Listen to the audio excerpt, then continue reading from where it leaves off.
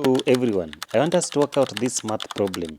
Root 63 subtract from root 112.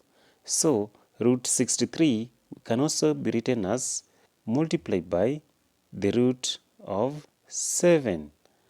Okay, so subtract, we bring that subtraction sign here. Root 112 can also be written as root 16, like that, multiplied by root 7, like that.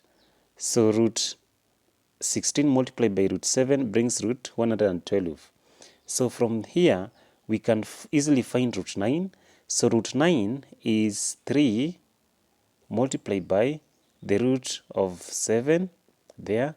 So the subtraction sign, we bring it here.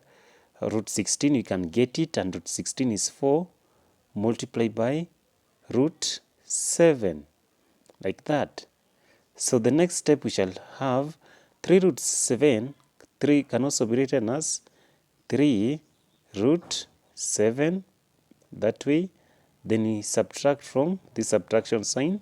4 times root 7 can also be written as 4 root 7, that way. So now we shall have 3 subtract from 4, have 1, and it shall be negative. Then root 7 subtract from root 7 brings root 7.